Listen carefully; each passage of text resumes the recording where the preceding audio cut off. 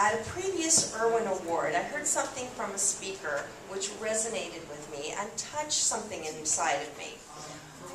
When writers publish a book, in my case, spoken word CDs as well, those purchasing them only see the end product. They don't see the many, many drafts, amendments, and the gradual evolution of the creative work, as well as the inception and the publication. People see the final product. They miss the blood, the sweat, and the tears, as well as the sleepless nights. The many days spent locked in the home, hotel rooms, Amtrak, Starbucks, restaurants, as we all know as writers, you know, whatever we need to do to get that quiet and that peace. The course of the labor is love, and it's something so important. And when you're a writer and you feel this need, you have to get it out. It's something so huge and so important. Unless you're a writer, you don't understand the depth of what of the work that it takes. You just see this beautiful product at the end. I took a whole bunch of notes, and I'm trying to get it all out in the best way that I can. So, the book that I wrote was Plan Your Own Funeral or Someone Else Will. Thank you. Has been a few years in the making, and part of my life story has been revealed in order to be open, genuine, and because of my desire to help people plan their own funeral. So they leave behind the best gift in the world to those they love, the gift of peace of mind. The book guides the reader through the various and practical points to consider planning their funeral on everything of the day that eventually comes, as the individual himself or herself would want. They have their checklist the reader can go through, cover, and in making plans. They also have heartfelt stories. People ask me all the time why I write and record on subjects of bereavement and passing away. The reason is I've had to deal with many, many deaths in my life, and made me question what I was meant to learn from this. And I realized that maybe I've been put here as a student to also be the teacher and share my experiences with others. What I've learned through my bereavement work that I've gone through, that when a person experiences their first loss, it's usually when they're a child, and it's their pet or their grandparent. And if it's not grieved correctly, they spend their whole life going through loss and grief, and they don't really heal it. So, when healed correctly, they can be free, and that's what my work is about. It's helping people find their way to be free. I want to thank my various teachers for teaching me what I needed to learn in order to do the work that I am here to do. I have a master's degree in clinical psychology. I have a pre-med background, hypnotherapist, NLP master practitioner, and just want to take a moment to appreciate. I want to thank my mother for always giving me ideas and helping me edit, showing support, and thank you to my siblings and Daniela, as well as my nephews and Lynn for being there and taking care of my mom while my husband and I live in London. Happy birthday. Happy birthday to you. Okay, and my husband, who's been wonderful and who's been my amazing editor, who stayed up nights and grew a beard and didn't take showers and just helped me get through a lot of these. And many more. And a big thanks to Irwin for never ever giving up and always asking me about my book. So okay,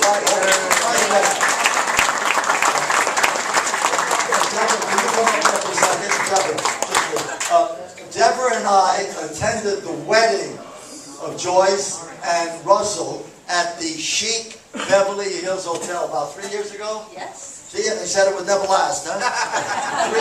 This was an incredible British-Jewish wedding. Incredible. In fact, it was so orthodox that the men sat on one side and the women on the other. But the food was great. But what I remember most about the wedding is that they had a 12-piece orchestra or something like that, and they started the evening playing God Save the Queen in tribute to Russell's background being from England. And then right after they played God Save the Queen, they played the Israeli national anthem, Hatikvah. It sounds like quite a wedding. Which was quite a wedding. And how about the American one? We also sang the American. Oh yeah, we did. They also did. They gave the American a bread. Happy birthday. Happy birthday. I just want to say, Deborah's here tonight, the mother of the Double Energy twins, and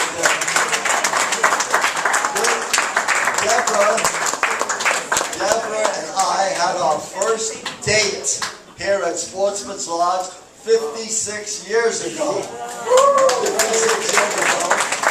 And we had a Chateaubriand that cost $13. I'm still paying for it. But I just want to say one thing. Deborah was an IRWIN Award winner about 10 or 12 years ago, and she's written several books. But how did you win the IRWIN Award? I slept with the IRWIN. Oh, she's an honest Hollywood girl. Thanks for coming up. Well, I have to say that I really do. Everybody has a family, and I sure thank God every day that I have my mom and my dad, because they're really wonderful people. They really are. I asked my father tonight, is it okay to mention your age? I mean, he's 85 years young, and he doesn't know the word retirement. He's absolutely amazing. He's an inspiration to us all. He was the one who gave us the name Double Energy Twins. He said we were his favorite bookends. I mean, he's always been like that for us. So, if I had to say anything, he really inspires me, and I just love him so much. And I love you too, Mom. Okay, number 8. And she sort of started singing Happy Birthday to me. Okay, number 8. Our next IRWIN Award for Most Humanitarian Campaign goes to the wonder from down under, the Reverend Dr. Mary A. Mann. Yeah! Amen! Okay, author of There Are No Enemies. She was born in Australia. Her father was a soldier. An ANZAC, Australian New Zealand Army Corps. Cited for bravery, Anzac Day is celebrated every April 25th in Australia. Mary wrote a play, Anzac, that was produced in LA several years ago and has been nominated for the past of the first poet laureate of Los Angeles. Laureate. Thank you. Laureate. Judi sounds illiterate. Okay. Well, okay, sorry, it's the first time I read this. Okay. Her new book is now not just about war and peace. It is a whole philosophy of life based upon, of all people, Aristotle, the philosopher. The book also contains interesting chapters on the meaning of money, government, and compulsory voting. Mary's main idea is that we will have peace in the world when men and women are equal partners and we all pay attention to our own conscience. Here she is, the spiritual Reverend Dr. Mary Mann, the 2012 IRWIN Award winner for Most Humanitarian Campaign for her book, There Are No Enemies. Everybody's friend, Mary Mann.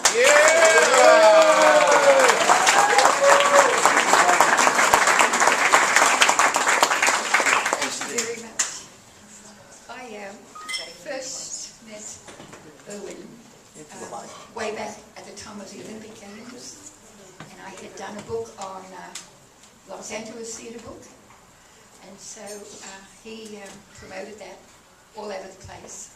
That's 1984, and since then I've just been writing. And this latest one, Irwin said my father was on the Gallipoli Peninsula in 1915. And so as a child, I made a resolution, because I was a little girl at the beginning of the Second World War. I remember it. I remember Pearl Harbor. I remember Hiroshima, Nagasaki. And so I made a resolution that I would dedicate my life to trying to find out why war. Well, it did take me pretty much my whole life. Not as old as Irwin, but I'm getting up there.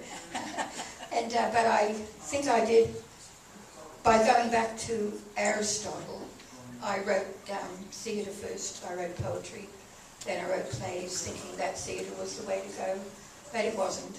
philosophy is the way to go. We don't teach philosophy very much. And I went back to Aristotle and his science of being altogether. And then after finishing all the universities and not finding what I wanted, I got onto the religions, studied all the religions, and finally came to this place where we are very simple. We are all the same human, members of the same human family. It doesn't really matter where we come from, what colour our skin is, what religion we have.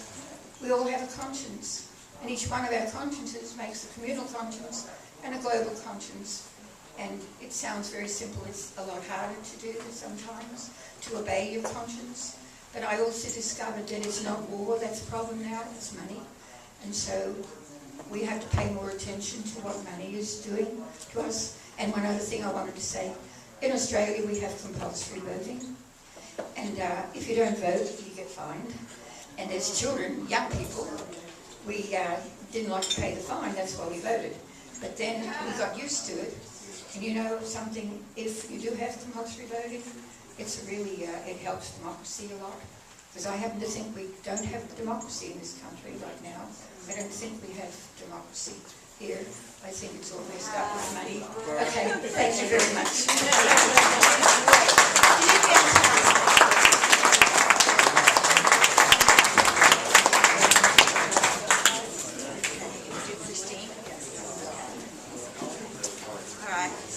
Okay, the next award goes to Best Juvenile Fiction Campaign, Christine Canland. Research should be in the middle of our next IRWINner because she got the art down to a T. Her full name is Christine, what? Canland? Yes, I think I pronounced it properly, Canland. Okay. And you got on my case. Okay, and the 2012 Irwin Award winner for the Best Juvenile Fiction Campaign for her latest book, boy, Publicist Rising? Oh, really? Okay. To do the research on the new book, her second, she explored Chumash, Indian caves, and ancient pyramids in Mexico. The literary work has already won first place in the teenage category at the London Book Fair. Her first novel, Topaz Woman, won awards at the San Francisco Book Festival, USA Book News, Indie Excellence, and the Creative Arts Council. You will often find Christine lecturing at libraries, bookstores, writers' groups, and colleges. It's a delight to give you this award. Come on up.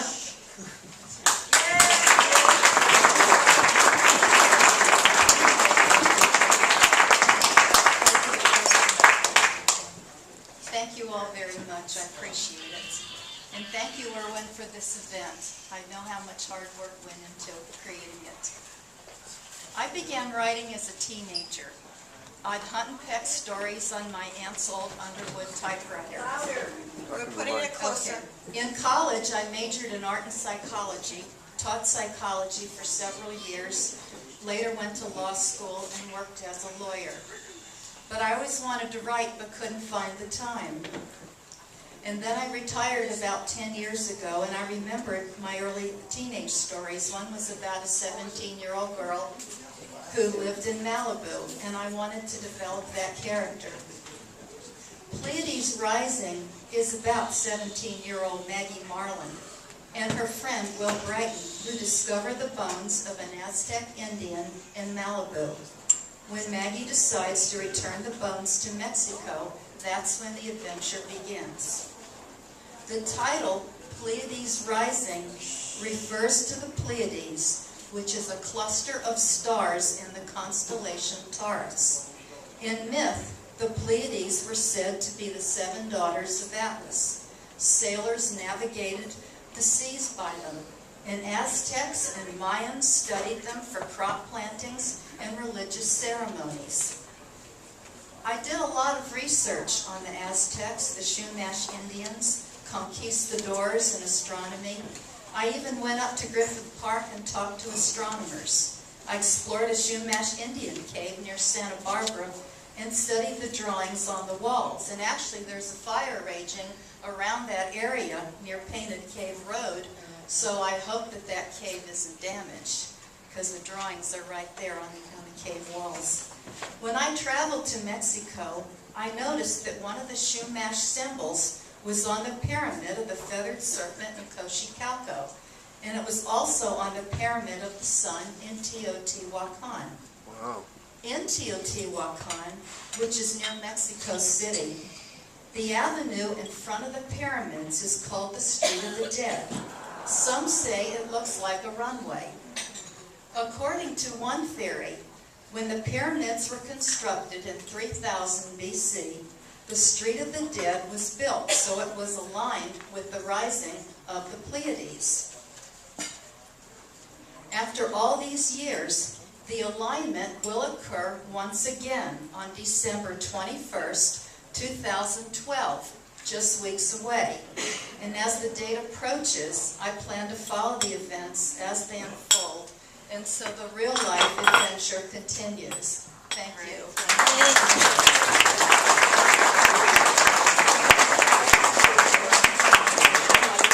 Yes. She would like to show her book.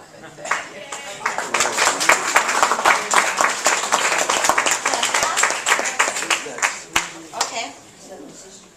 Most inspirational campaign goes to Diane Bucci. Also making a long trip to be with us tonight is Diane Bucci of Denver, Colorado. She's the IRWIN Award winner for the most inspirational campaign with her story of courage, The Return of Mikey. It's a grieving mother's account recalling the adventures in her autistic son's life, death, and life after death. The book is the culmination of 20 years of journaling the long struggle of a very short life, that of her son Mikey, diagnosed with autism at age 3. Diane's original intention was to produce an Irma Bombeck type of book that would appeal to parents like her. Diane's book is not a sob story. It's truly a tribute to her funny, sensitive, capable, and puzzling son Mikey, who committed suicide at age 25. I knew he had something wonderful to offer people in the way of hope, says Diane. Here to receive the IRWIN Award for the most inspirational campaign for her book, The Return of Mikey, is Diane Bucci.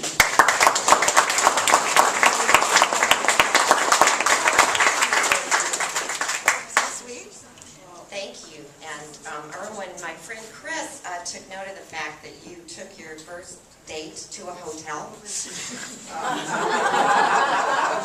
where you're still going from. Right. And it just occurred to me, the last time I've actually stood at a podium to speak was at Mikey's funeral. And that's actually how this thing kind of got started. I had people coming up to me after Mikey's funeral asking for a copy of the eulogy.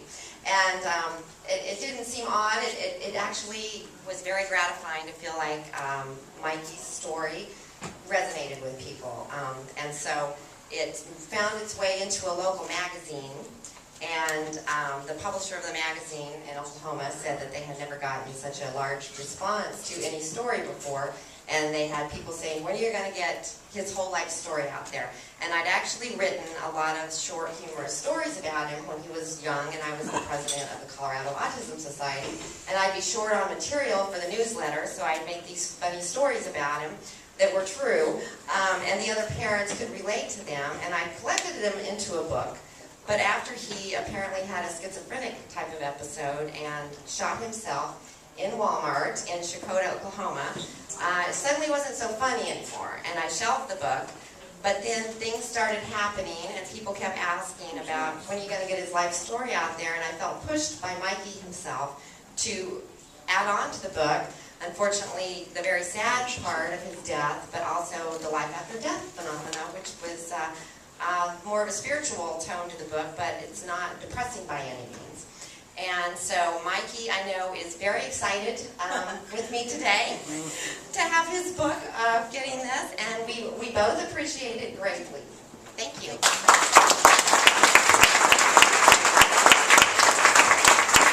I think this is a wonderful book that you did, and it'll inspire many people. Thank you. Okay, Shari? All right.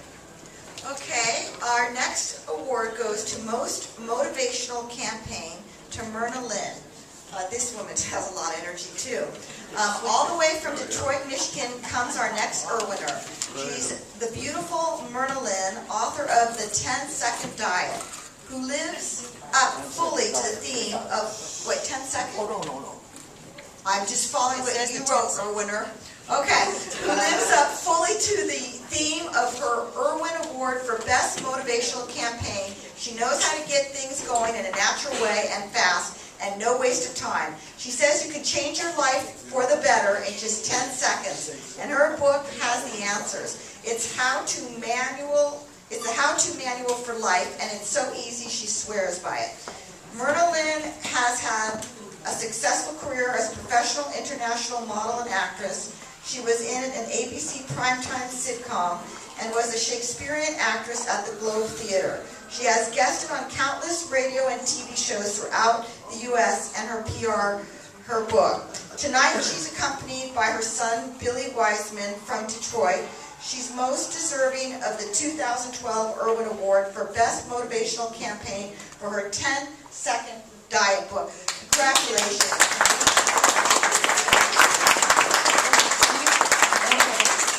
Into the microphone. Talk into it, and I'll hold this up for you. Okay. All right, you hold it. By the time I'm done, you'll be done reading it. Okay. They told me that I would have 3 minutes for my acceptance speech. But when you're the author of the 10-Second Diet, that's about 170 seconds more than I need. So, I'm glad to hear that now. But, you know, the word diet doesn't just refer to the food you eat. It also refers to the life you live. And the technique behind the 10-Second Diet that's so effective for weight loss can be applied to other aspects of your life. So it's for successfully losing weight and successfully living life. I've also created what I call Myrna Lynn's 10isms. It's 10 words that can change and improve your mood, your day, maybe even your life. Something like this. The only thing you should do to excess is moderation. I see all you counting. Believe me, it's 10 words. They all are. That's why they're 10isms. Another one would be, I can't remember, but hold on a second. In life, proving yourself. In fact, Joe Franklin liked this one. He asked if he could use it, and of course I agreed he could. In life, proving yourself isn't as I think I should get this right. In life, proving yourself isn't as important as improving yourself. Very good. Thank you. That's like something Eddie Cantor once said. He didn't say it to me, but he did say it. He said, being important is nice. Being nice is more important. Just I threw that out there. Anyway, this 10ism I wrote just for you here tonight. I so appreciate this honor, and I truly thank you.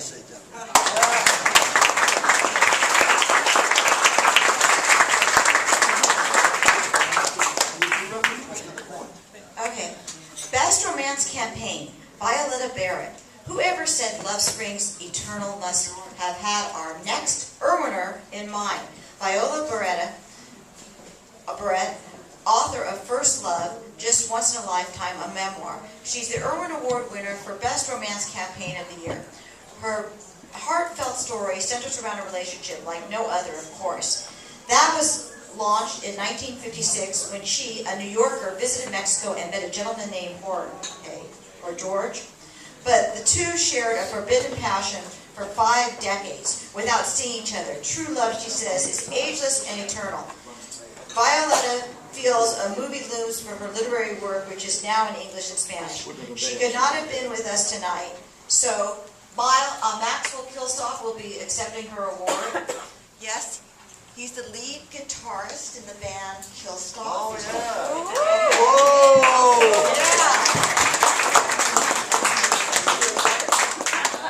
Yeah, okay. Caught me a little off guard with this. Well, who was this for? Violetta Barrett. Okay, Violetta Barrett. Well, I'm sure she worked really hard writing her book, as everyone else has. You know, long hours, sleepless nights, blood, sweat, and tears, cliches, right? But anyhow, I think I'll keep it pretty brief, as to add time onto everyone else who's going to go over the time limit. So I'm done. There you go. By the way, Max, known as Maxwell and Maxie and Moshe and so many other names, he took good care of our money tonight. Thank you, Max. You did a great job. And speaking of money, before each and every one of you leave tonight, be sure to pay your dues for next year. We really need money in our treasury.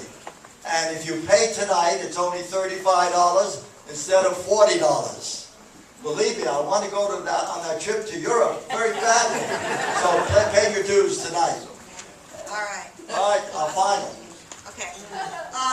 Our last Irwin Award goes to the Book Publicist of the Year, Devin Blaine. And now it's time to announce her. The year's Irwin goes to the multi-talented Devin Blaine, president of the Blaine Group, a Beverly Hills-based full-service communications agency since 1975.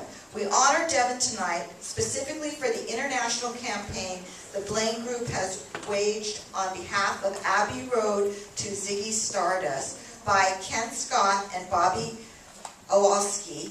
In the past 9 months, Scott has had more than 150 diverse exposures, including coverage in the Wall Street Journal, the New York Post, and top radio and TV outlets. We also happily present the Irwin for 2012 Book Publicist of the Year to Devin for the body of work her agency has implemented through the years, representing 4 bestsellers: Nice Girls Do and You Can Too by Dr. Irene Zucker. Okay.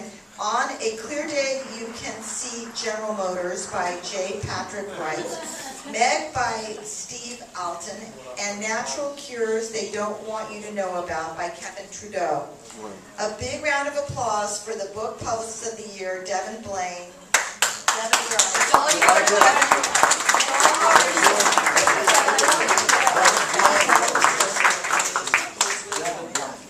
You didn't talk it. Thank you so much. All right. My father said she really is amazing. Okay, go Devin. Thank you. I have a lot to live up to, and Irwin, a lot of it is your fault. Well, as the song says, don't blame me. Actually, Irwin, I think I remember when you first started this organization. That's right. She was one of our first paid-up members. Yes. Paid up, I said. Back in 1975, when I started my company and you started Book Publicists of Southern One of California. our charter members, really. So I really appreciate that. That's the reason I'm here tonight, I'm sure. Oh, she deserves it. Thank you. Besides gratitude for Irwin and a lot of what I learned in those formative years being here, thank you to all of you for keeping the organization going and as vibrant as Irwin is. I've not been here in a few years, and it's wonderful to see that the organization has thrived through, we won't say how many years, right? I know most of you are writers, and many of you have worked with someone to assist you in the garnering the coverage, getting the press for your books. I'm going to steal some words from the publisher of the Los Angeles Business Journal, Matt Toledo. He once described public relations, and Irwin, I think you'll agree with this. It's a high-impact profession.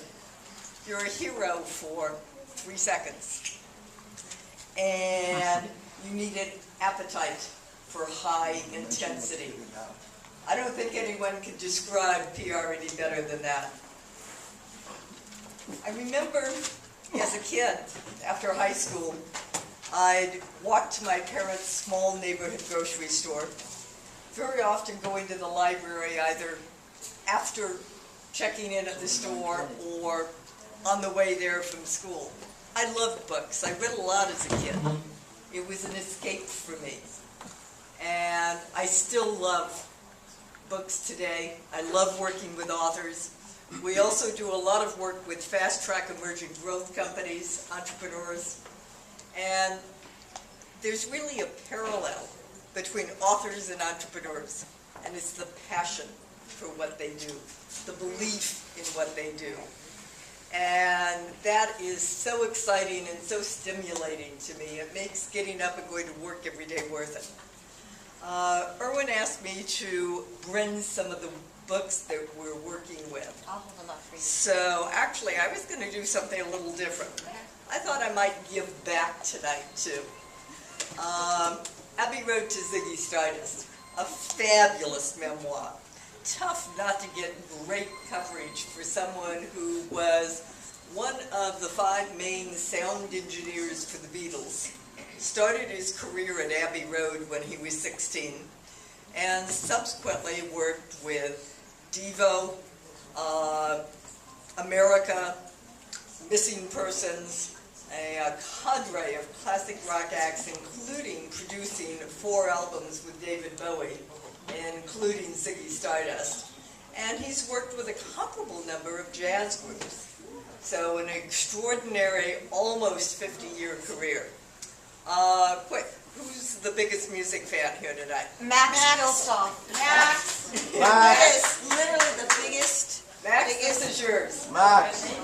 I'm telling you, this guy lives and breathes. A lot of never before told stories in there, and a lot of how he broke down to get the sound that he got. Oh, he'll enjoy really that. appreciate that.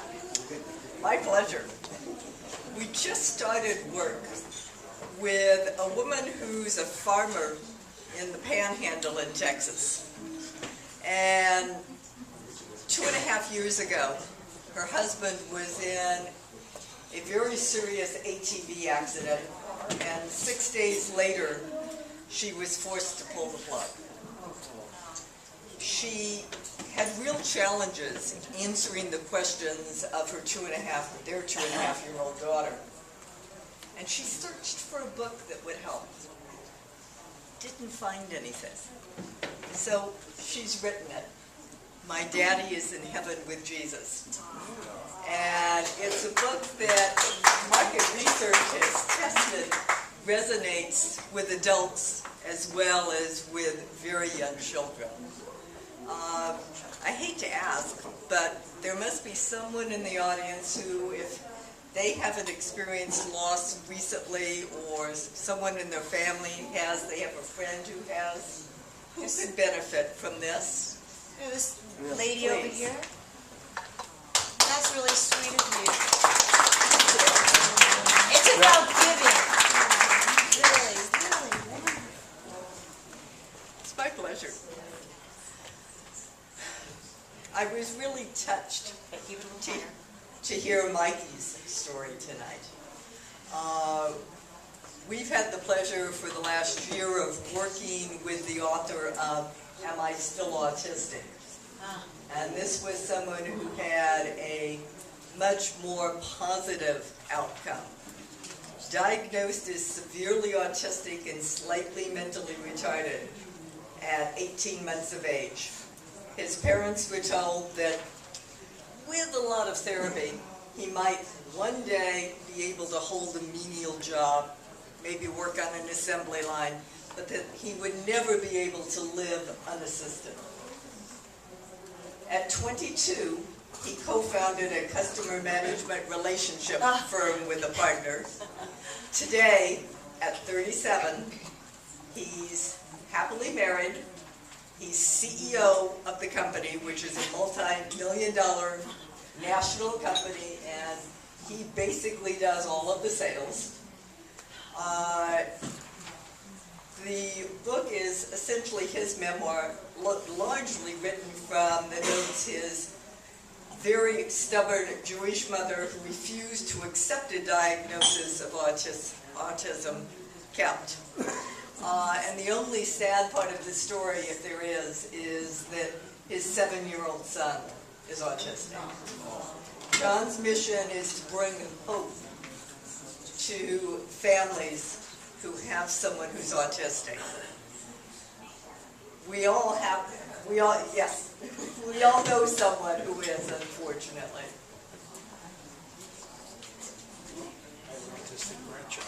An autistic Bob has his autistic grandchild. She would have brought another book, but you can buy it. But you know, a gluten-free diet helps with autism, they say, and we are going to be selling our books after this, so we'll talk about that later. And you know there's a gluten-free market in Toluca Lake, the only one on the West Coast. Right. Isn't that cool? I think it's a terrific. Thank you, everybody.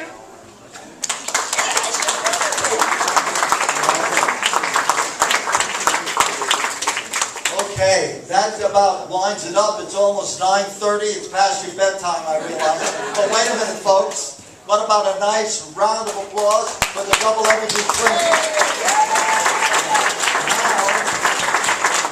By the way, they only brought a couple of hundred copies of their books with them. So they've got books for everybody.